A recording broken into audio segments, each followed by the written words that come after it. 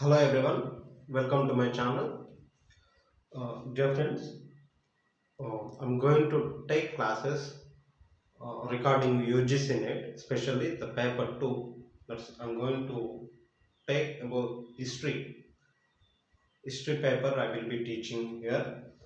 So, coming to myself, my name is Venkanna and I have completed my post graduation in history, and also currently I'm doing my PhD in Kakatiya University.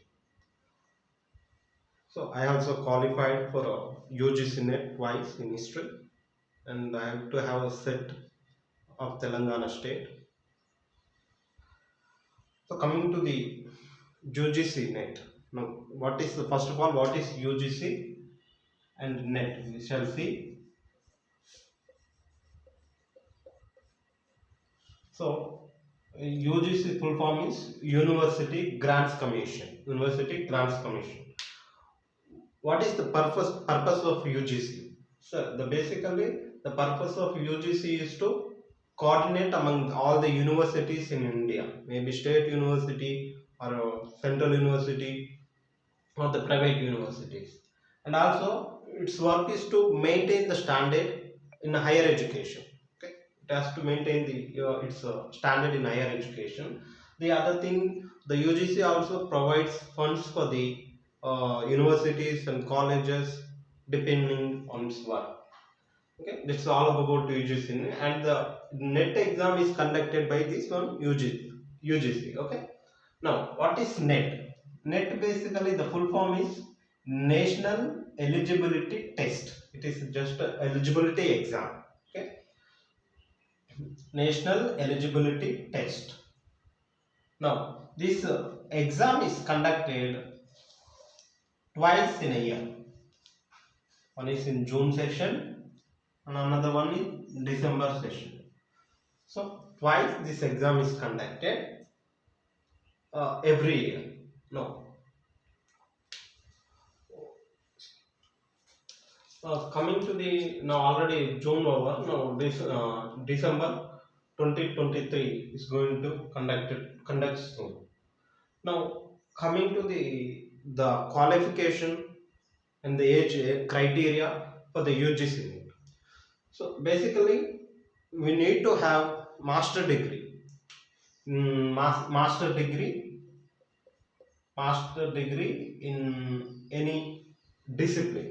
That whatever the subjects, around 83 subjects are there in UGC net, and most of them are related to arts and social science, and except two three like home science and computer applications, environmental science. Either two, three science subjects are there. The rest of them are arts and social science subjects. And for the science candidates, there is another exam, CSRI NET. So it's UGC NET, that's CSIR NET.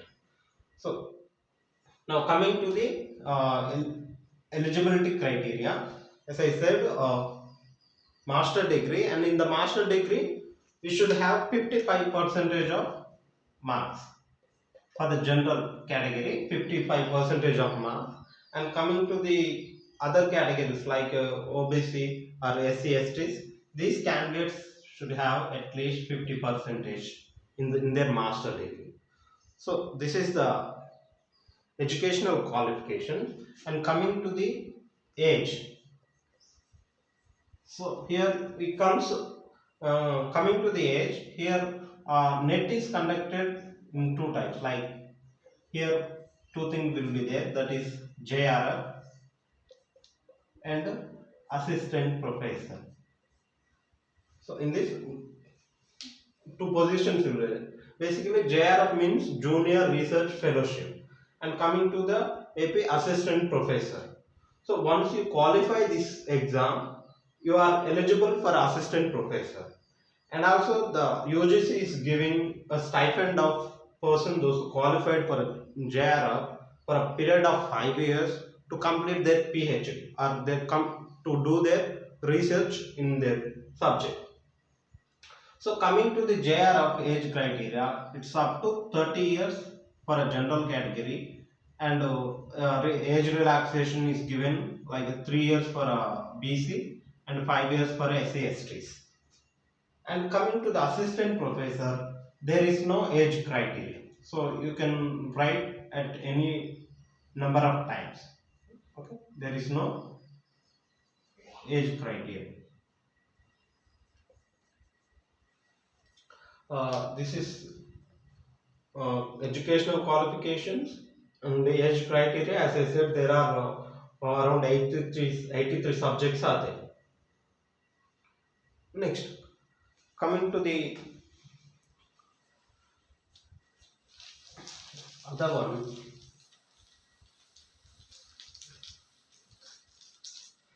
So this exam is conducted UGC for two papers. The exam will be conducted two papers. That is paper one.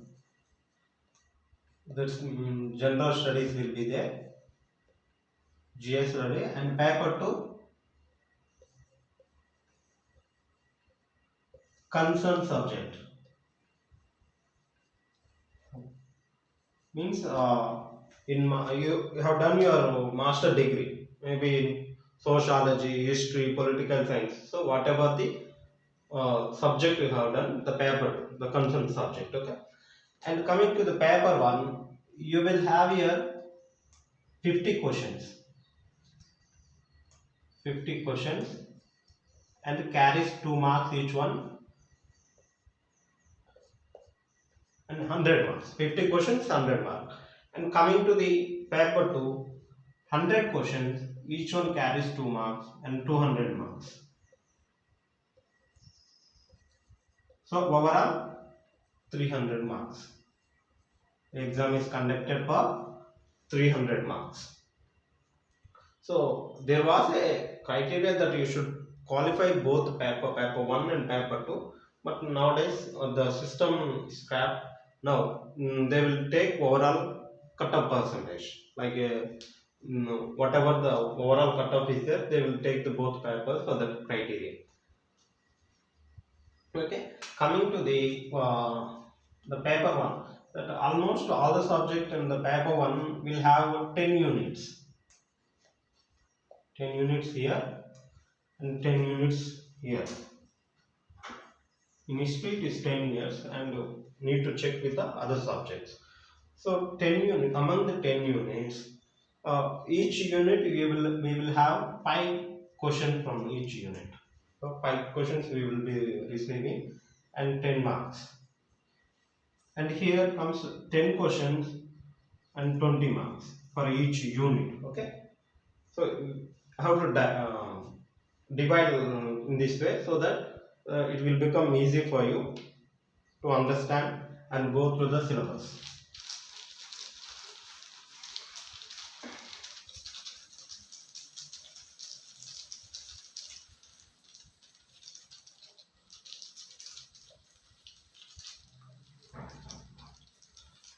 Now coming, we will discuss about the syllabus.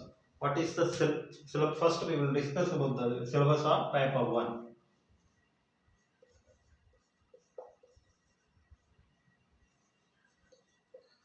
Okay, as I said, there are around 10 units are there.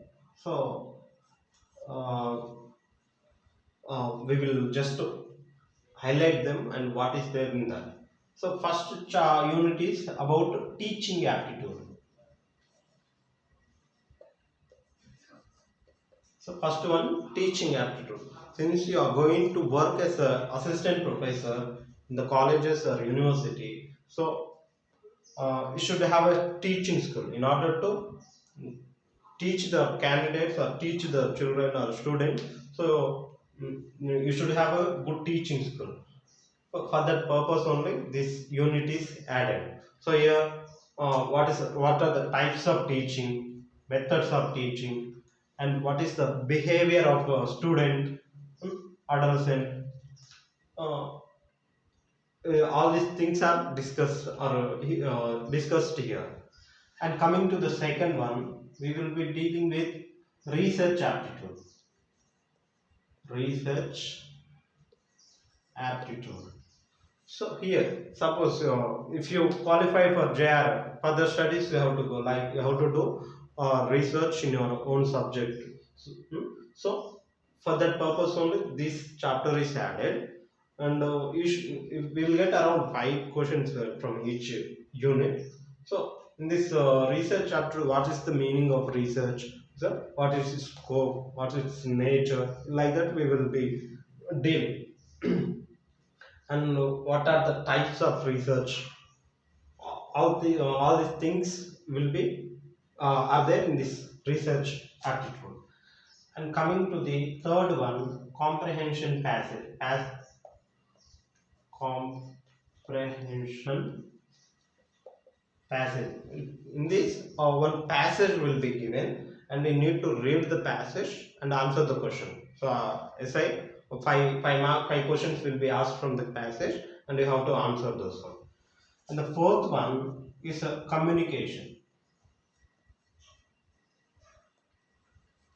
Fourth one is a communication.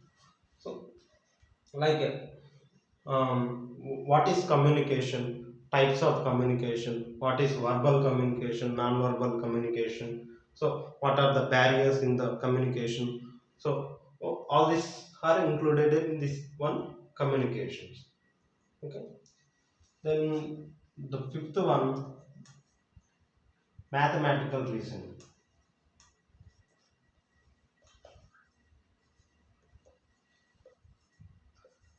Mathematical reasoning will be there, and in this what will get, we will get like ratio and proportion, profit and loss, blood relations. So all these questions we will get here. Coming to the sixth chapter, that is sixth unit, logical reasoning. Logical reasoning.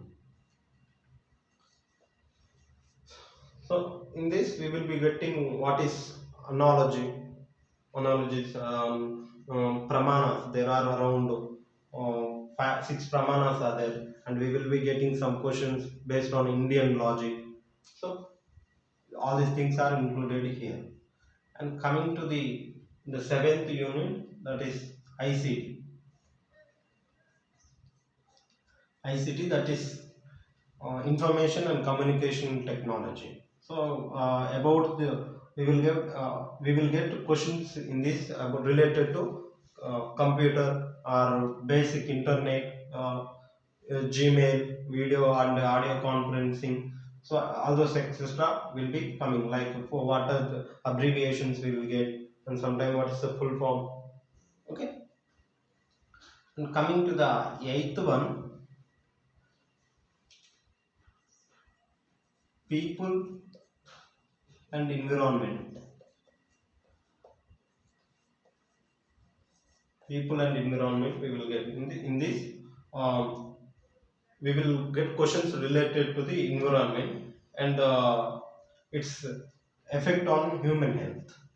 So what is, and some questions related to environmental issues like pollution, sound pollution, air pollution, water pollution, and what is the impact on human health. Okay, that we will get this one. And coming to the ninth one,